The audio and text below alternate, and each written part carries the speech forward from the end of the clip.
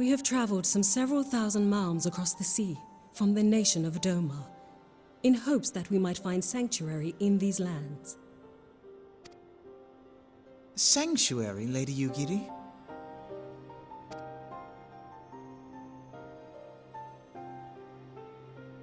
Aye. Lying within Othard, Doma was under the dominion of the Garlean Empire, as I'm sure you are aware. When the War of Succession broke out in Garlemald, we espied an opportunity to free ourselves from the yoke of imperial oppression and took up arms. Only to be crushed. And so I gathered what few Domans escaped the reckoning and guided them hither to your shores. A war of succession? Then the Emperor... Forgive me. You said that Doma was under Imperial rule, did you not? Doma is gone. Razed to the ground as an example to the other provinces. 12 have mercy. And your people?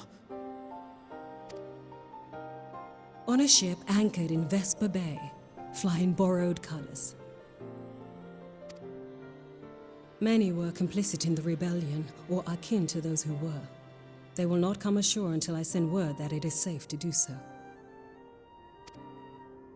I sought an audience with your rulers, but was summarily refused.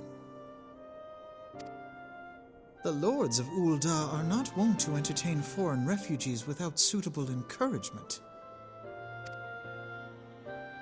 Mayhap I was foolish to expect otherwise. But our supplies run low and we have young ones in urgent need of care. I have seen the tents outside the gates, however. We are not the first to seek asylum, nor will we be the last. Be that as it may, Ul'dah is no friend to Garlemald. Your tale would stir the hearts of many men and women here. The Sultana and the Syndicate will not be so easily swayed, but I shall see that you are granted an opportunity to plead your case. This is within your power? Well, far be it from me to boast, but I do have the ear of certain influential individuals. I am in your debt. Lady Yugiri, forgive me for observing, but your choice of attire seems like to evoke feelings of mistrust. Men are wont to fear the unfamiliar. We know this from experience. We seek only to spare the people of Ul'dah unnecessary disquiet. I shall defer to your experience, then. I thank you for your understanding. It seems I have urgent business with the Flame General. I leave our guests in your capable hands.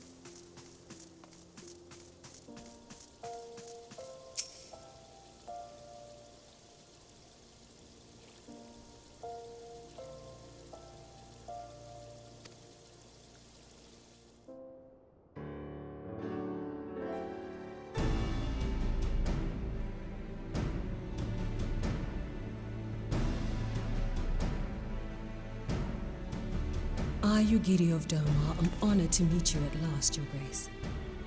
To mark this auspicious occasion, I should like to present to you the finest treasures our humble nation has to offer. Alas, the circumstances which have brought me here today have divested me of both time and dignity. I come before you as a pauper in direst need of aid, to request that you grant my people asylum. I, Nanamo, 17th in the line of Ul, welcome you to our city. Be at ease, Lady Yugiri. Although I myself have heard the tale of your misfortune, I would ask that you recount it once more for the benefit of the others here present. As you wish, Your Grace. For many years, my nation, Doma, suffered under the yoke of imperial rule, and my people yearned to be free.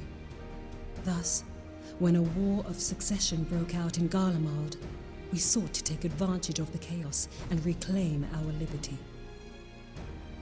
Alas, our enemy proved less preoccupied than we had hoped, and our rebellion was put down in the most brutal fashion.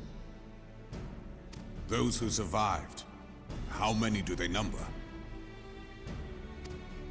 More than 200 souls huddle within the cramped confines of our own galleon's hold. Yet this figure accounts for but one of a number of ships which escaped the purge. It is my hope that you will allow us all to dwell within your walls. Should that prove unfeasible, however, I humbly ask that you accept as many of my people as your resources allow. Pray understand, we do not beg a boon, but propose instead an arrangement. We would serve as soldiers or tradesmen until our debt is repaid. What are the Syndicate's opinions on this matter? I, for one, think it's a marvelous idea. Lady Yugiri and her people strike me as an industrious lot, and there are parts of the city which have yet to be fully restored. If they are willing to work, I see no reason not to let them. The head of the Mirage Trust is not known for his generosity. He sees profit in this. I agree. That said, these are foreign refugees. To admit them would require a formal resolution. Shall we call a vote?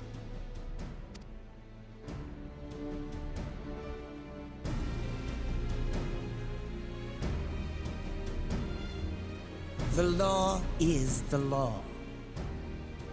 Lord Lolorito? Tell me, are you blind or willfully ignorant? Even now, our streets are choked with the displaced victims of the Calamity and Alamigan refugees. They live hand to mouth, subsisting on aid provided by the immortal flames, the cost of which grows ever higher. The wealth of Ul'dah is not without limits, my friends. And need I remind you that these refugees are prone to violence and criminal activity? You have all read the reports, I think. Without homes or employment, it is only a matter of time before men grow desperate and take that which they imagine has been unjustly denied them. Yet, knowing this, you would have us swell their ranks. Mayhap you think the brass blades and the flames are not hard-pressed enough? Some say the chairman of the East Aldenard Trading Company passes Gil thrice daily. This may explain how he came to be the wealthiest man in Ul'dah. Or it may simply be that he's ruthless beyond reckoning. Surely the Sultanate can support the few hundred domins Lady Yugiri represents. That our resources have been taxed, I do not deny. But we are hardly in danger of financial collapse. I move that an exception be made. An exception, Your Grace? I am suddenly reminded of a similar debate some years ago regarding a number of Alamigan refugees, if memory serves. What were your words that day? Yes. The law is the law. And so our visitors remained in Little Alamigo.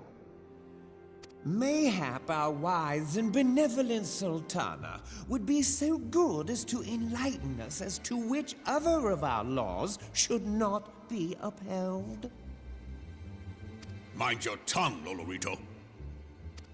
My lord, I share your concern for the welfare of our great nation, but we must endeavor to take a longer view.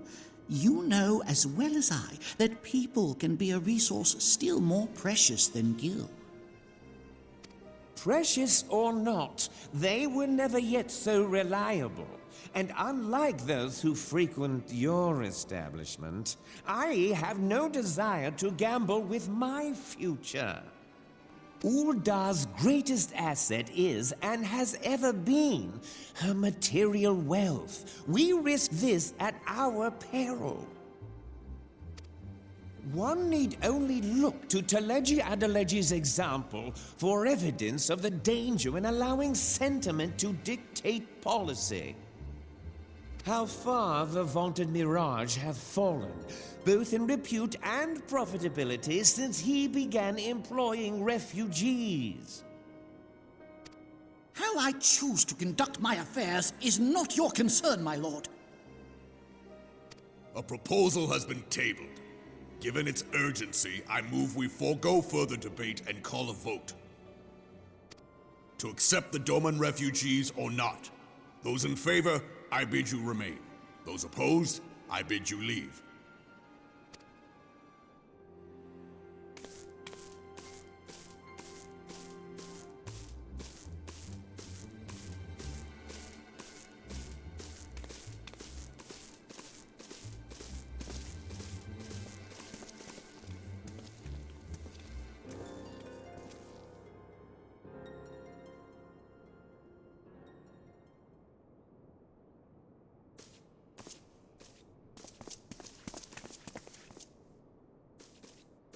Would that it were within my power to welcome you and your people, Lady Yugiri. As you have observed, however, my authority in such matters is regrettably limited. Without the consent of the Syndicate, I cannot act. I understand, Your Grace, and I appreciate all that you have done on our behalf.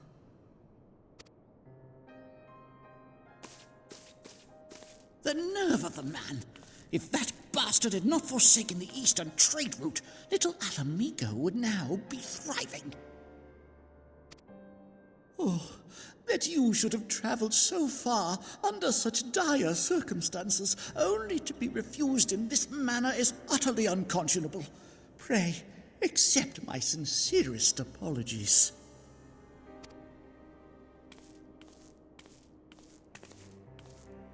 Now that the Empire no longer poses an immediate threat, they see little reason to maintain the pretense of unity. The Monitorists have grown especially defiant of late. Lord Lolorito most of all. But this is neither the time nor place for that discussion.